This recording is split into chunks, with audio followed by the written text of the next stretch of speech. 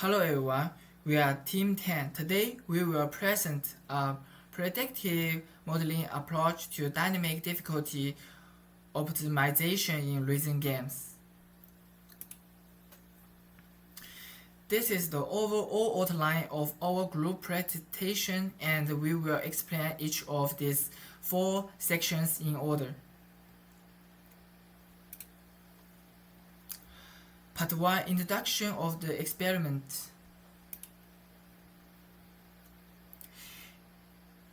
In this experiment, we selected a rhythm game. Players are required to place the corresponding keys as the notes reach the judgment line, completing the gameplay actions.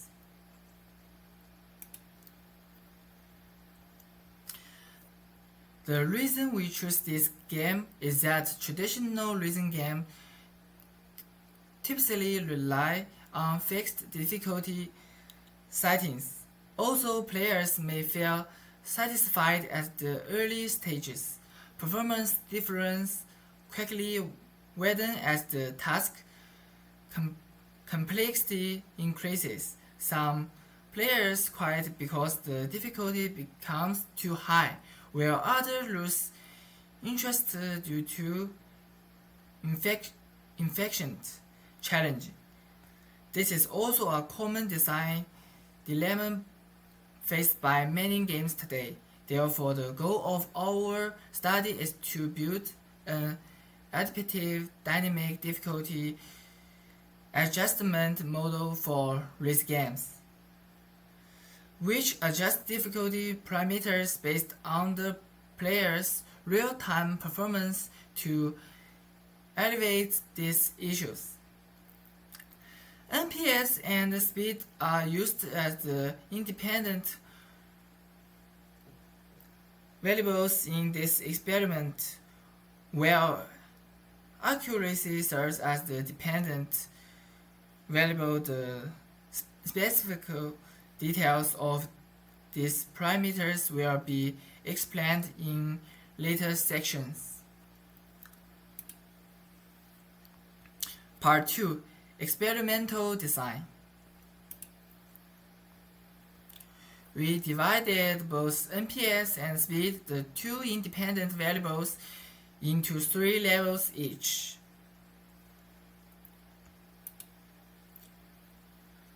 Accuracy as the dependent variable is calculated by dividing the number of successful hits by the total number of notes.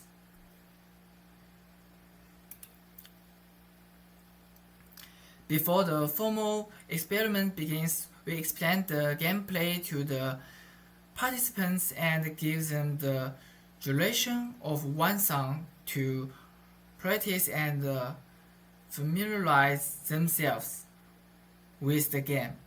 The duration of this practice song is fixed.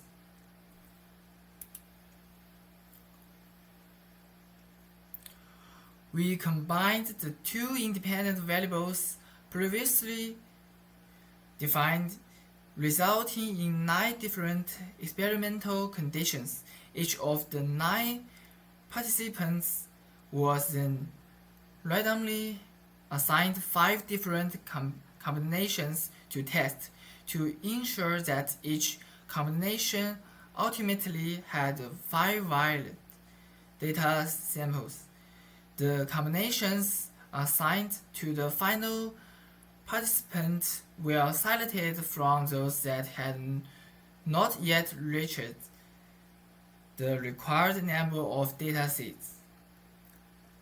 Meanwhile, we ensure that the BPM and the offset remain unchanged. Part 3, Experimental Results.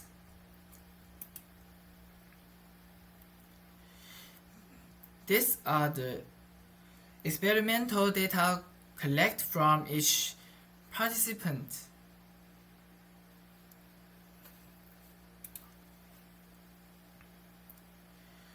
According to the ANOVA results, NPS shows the most significant effect on accuracy.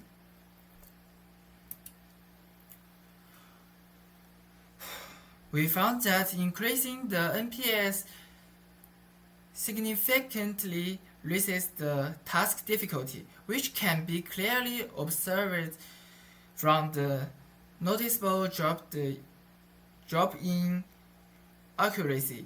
In contrast, under low NPS conditions, the performance remains relatively high, around 80% to 90%.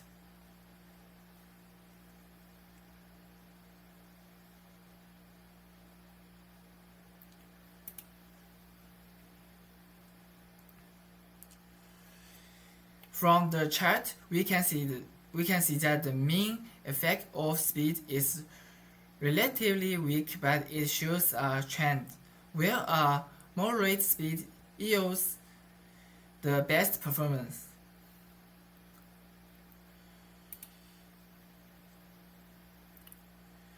We found that when speed equals 40, the average performance is the highest. Speeds that are too slow or too fast may disrupt rhythm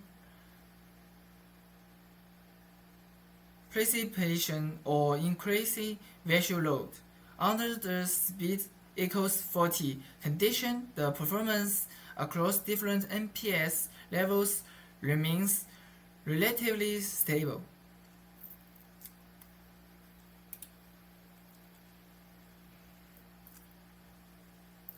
From the chart, we can see that the interaction effect between NPS and speed is statistically significant. This indicates that the impact of speed on accuracy varies across different NPS levels.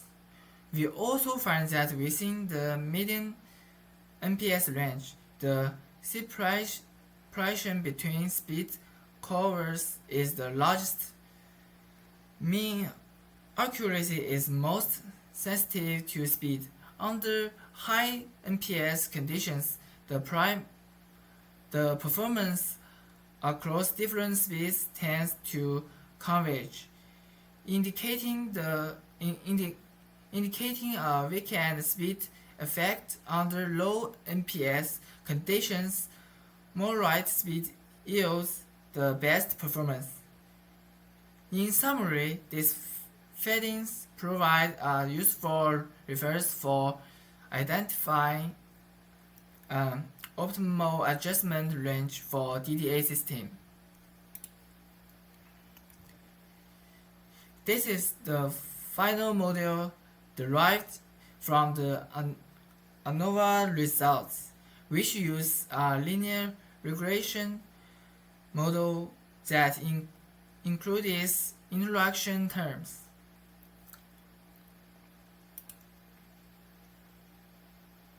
The goal of the model we developed is to keep players within the optimal gameplay experience range. The following sections presents a case study. When the accuracy drops below 70%, we adjust the parameters according to strategy above. The rationale is that when the beta 1 coefficient is the largest, reducing the NPS can most effectively improve accuracy, and maintain speed equals 40 provides stable performance across all NPS conditions. When the accuracy is between 70% and 79%, we adjust the parameters according to the strategy above. The rationale is that the beta 3 interaction terms is most significant under medium NPS conditions, and making slight adjustments to speed can create nature difficulty changes without disrupting the player's sense of rhythm.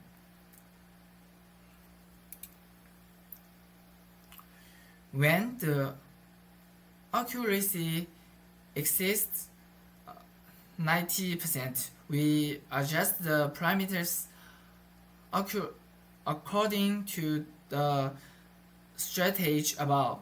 The rationale is that increasing the NPS maximizes the impact of information load on the player, and under high NPS conditions, the effect of speed becomes more pronounced. At this point, an integrated adjustment model has been constructed. Part 4, Conclusion. This study completed the full process from experimental data collection to predictive modeling and finally to dynamic optimization strategies by using a linear regression model with interaction terms. We successfully predicted accuracy, enabling the system to perform real-time performance estimation. Based on this model, the system can dynamically adjust parameters so that the game responds to the player's performance in real time. Due to the limitations of the number of participants and time in this experiment, the amount of data is relatively small. If more data is collected in the future, the accuracy rate can be further improved.